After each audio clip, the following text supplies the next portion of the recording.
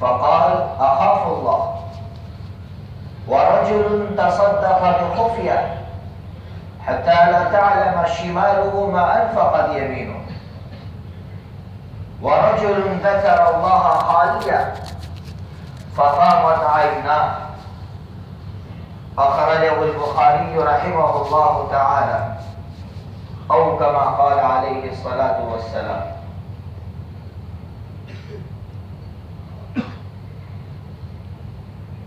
واجب الاحترام معزز علماء کرام اور بزرگان دین،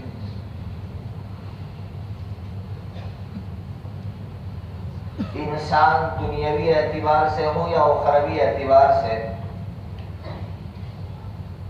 جو کامیاب ہوتا ہے تو کامیابی کا گر قرآن کریم نے اور احادیث کریمہ نے بیان کیا ہے. وہ کیا گر ہے؟ جو انسان آگے بڑھتے ہوئے اپنے ماضی کو، اپنی پچھلی زندگی کو دیکھتا ہے تو وہ مستقبل میں کامیاب ہوتا ہے. مثال لیجیے آپ ڈرائیونگ کی، جو ڈرائیور مرر دیکھ کر گاڑی چلاتا ہے وہ ایکسیڈنٹ سے محفوظ ہوتا ہے. اسی طرح ہر انسان کی ایک منزل آخرت کی منزل ہے.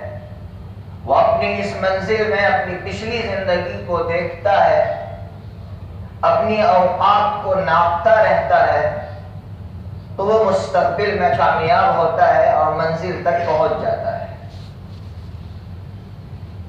اسی چیز کو قرآن کریم نے بیان کیا، أَلَمْ يَكُنْ نُطْفَةً مِّن مَّنِيٍّ يُمْنَىٰ ثُمَّ كَانَ عَلَقَةً فَخَلَقَ فَسَوَّىٰ فَجَعَلَ مِنْهُ الزَّوْجَيْنِ الذَّكَرَ وَالْأُنثَىٰ. اللہ تعالیٰ فرما رہے ہیں کہ انسان دیکھے کہ وہ پیچھے کیا تھا. وہ ایک منی کا قطرہ تھا، پھر خوبصورت انسان کس نے بنایا؟ جواب یہی ہوگا کہ اس اللہ نے بنایا. تو اللہ پوچھ رہا ہے أَلَيْسَ ذَلِكَ بِقَادِرٍ عَلَىٰ أَن يُحْيِيَ الْمَوْتَىٰ. وہ رب جس نے منی سے خوبصورت انسان بنایا، وہ رب دوبارہ زندہ نہیں کر سکتا؟ احادیث پاک میں آتا ہے کہ جب یہ آیت پڑھی جائے تو سننے والا کہے بلا، کیوں نہیں؟ بلا عربی کا لفظ ہے تو جواب میں یہ کہے بلا. جیسے امام صاحب پڑھتے ہیں والتین والزیتون تو آخر میں آتا ہے الیس اللہ باحکم الحاکمین. تو مشکاۃ شریف کی روایت ہے کہ نبی پاک صلی اللہ تعالی علیہ وسلم جب یہ آیت سنتے تو فرماتے بلا وَأَنَا عَلَىٰ ذَلِكَ لَمِنَ الشَّاهِدِينَ،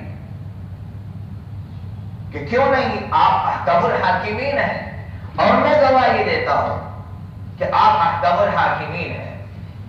لیکن علماء احناف نے فرمایا ہے کہ نفل نماز ہو یا غیر نماز میں ہو تو آپ اس کا جواب دے سکتے ہیں، لیکن فرائض پڑھ رہے ہو اور یہ آیتیں پڑھی جا رہی ہو تو اس کا جواب نہیں دینا ہے. بہرحال میں کہہ یہ رہا تھا کہ جو انسان اپنی پچھلی زندگی کو دیکھتا ہے وہ مستقبل میں کامیاب ہوتا ہے، اور جو اپنی پچھلی زندگی کو بھول جاتا ہے وہ ہمیشہ ناکام ہوتا ہے. یہ جو راتیں ہمارے سامنے آتی ہے، یہ راتیں کیوں آتی ہے؟ ان راتوں میں ہمیں کیا کرنا ہے؟ قرآن پاک کیا رہبری کر رہا ہے؟ حدیث پاک میں کیا رہبری ہے؟ ایک باپ کو اپنے بیٹے سے محبت ہوتی ہے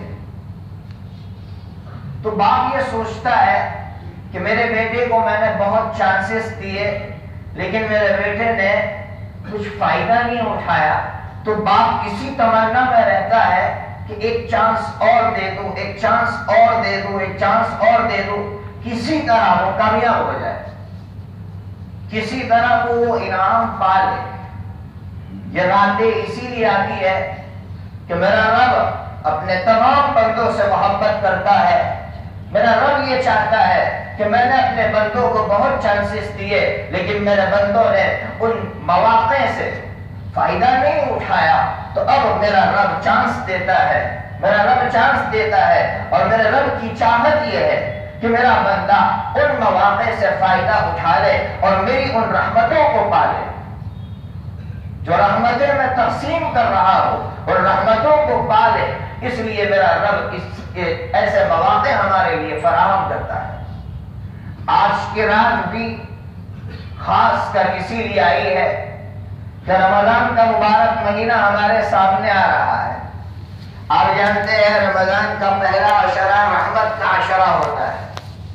میرا رب یہ چاہتا ہے کہ میرا ہر بندہ پہلے ہی روزے سے میری رحمت کا حقدار بن جائے.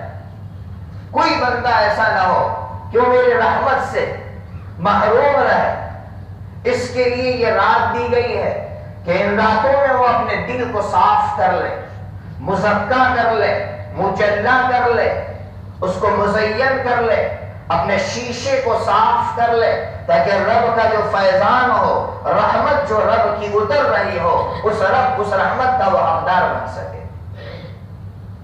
لیکن محروم القسمت ہوتا ہے وہ انسان کہ ایسے راتوں میں وہ اپنے شیشے کو صاف نہیں کرتا، رب کے ساتھ جو معاملہ ہے اس کی صفائی نہیں کرتا، تو رب کے رحمت کا وہ حقدار نہیں بنتا.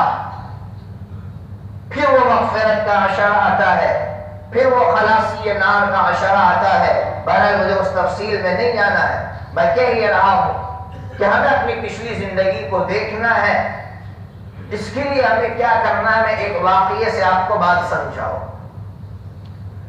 یہاں بیٹھے تمام افراد شاید باید کوئی ایسا ہوگا کہ جس نے یہ واقعہ نہ سنا ہو. واقعہ کیا ہے؟ محمود و ایاس کا مشہور و معروف واقعہ ہے. اس ملک میں ایک بادشاہ گزرا ہے محمود، اور اس کا ایک وزیر گزرا ہے ایاس. محمود کو ایک مقام ملا تھا، محمود نے ایاس کو ایک مقام دیا تھا اپنے دربار میں. لیکن جب کسی کو مقام ملتا ہے تو حاسدین، جلنے والے لوگ پیدا ہوتے ہیں. ایاس کے تعلق سے بھی حاسدین پیدا ہوئے. انہوں نے محمود بادشاہ سے شکایت کی کہ یہ ایاس جس کو آپ نے وزارت کا عہدہ دیا، یہ ایاس آپ کے دربار میں چوری کرتا ہے. بادشاہ نے کہا پروف کیا ہے، آپ کے پاس کوئی دلیل ہے؟ تو ان حاسدین نے یہ کہا، ان شکایت کرنے والوں نے یہ کہا کہ یہ ایاس روزانہ شام کو آپ کے محل کے نیچے جو تہخانہ ہے وہاں جاتا ہے، ایک پیٹی ہے اسے کھولتا ہے، ہیرے جواہرات رکھتا ہے، بند کر کے واپس آ جاتا ہے. بادشاہ کچے کان کا نہیں تھا، ہم جیسوں کی طرح ون وے ٹریفک میں پھنسا ہوا نہیں تھا کہ ایک کی بات سن کر فیصلہ کر لے. اس نے ایاس کو بلایا اور ایاس سے یہ کہا آپ کے تعلق سے یہ شکایت پہنچی ہے، کیا صحیح ہے؟ اس نے کہا بادشاہ سلامت، میں ایسا نہیں کر سکتا ہوں. بادشاہ نے کہا ہمارے پاس دلائل ہے، پروفس ہے. کہا کیا ہے، لائیے. تو بادشاہ نے ان شکایت کرنے والوں کو بلایا اور کہا کہ آپ بتائیے آپ کے پاس کیا دلائل ہے کہ یہ ایاس چور ہے. تو کہا بادشاہ سلامت، فیصلہ اس طرح ہو جائے کہ ہم تہخانے میں جائیں اور جس پیٹی میں وہ ہیرے جواہرات رکھتا ہے اس کو کھولا جائے، کھولنے کے بعد فیصلہ ہو جائے. ایاس سے کہا ایاس تیار ہے؟ ایاس نے کہا بالکل میں تیار ہوں. سب چلے. اب حاسدین بہت خوش ہے، شکایت کرنے والے بہت خوش ہے کہ آج اس کی پول کھل جائے گا اور اس کا عہدہ چھین لیا جائے گا. اور جب بادشاہ اور سب تہخانے میں پہنچے، کہا گیا ایاس سے ایاس پیٹی کھولو. ایاس نے جب پیٹی کھولی تو بادشاہ دنگ رہ گیا. وہ حاسدین تو تھے ہی پریشان، لیکن بادشاہ بھی پریشان ہو گیا. کیوں پریشان ہوا؟ پریشان اس لیے ہوا کہ جب پیٹی کھولی گئی تو اس میں سے ایک پھٹا پرانا کپڑا نکلا، اس میں سے ایک لکڑی نکلی اور چپل ٹوٹی ہوئی نکلی. بادشاہ نے کہا بہرحال فیصلہ تو ہو گیا، اب چور نہیں ہے. لیکن یہ بات سمجھ میں نہیں آ رہی ہے کہ روزانہ شام کو پیٹی کیوں کھولتے تھے تم؟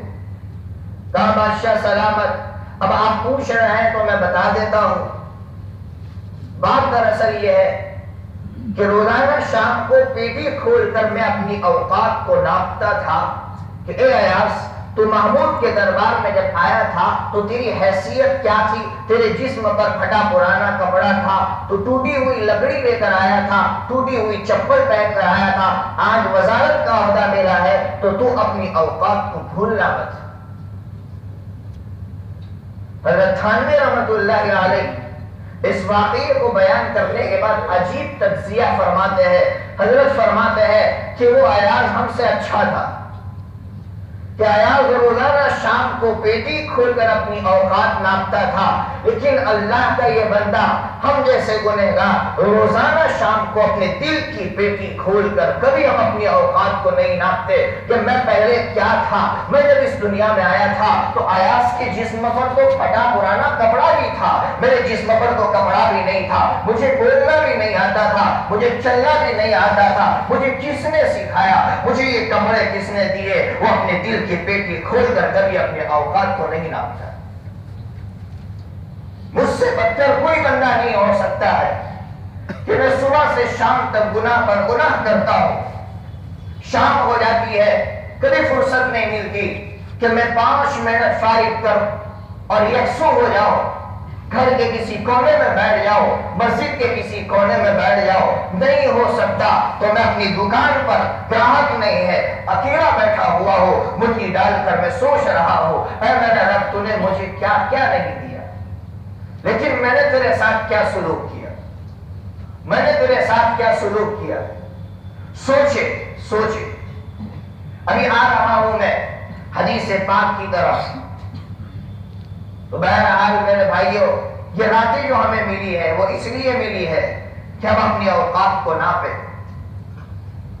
ہم سوچے، تنہائیوں میں بیٹھ کر سوچے کہ میرے رب نے میرے ساتھ کیا سلوک کیا اور میں نے اپنے رب کے ساتھ کیا سلوک کیا۔ اس کے لیے یہ راتیں آئی ہیں۔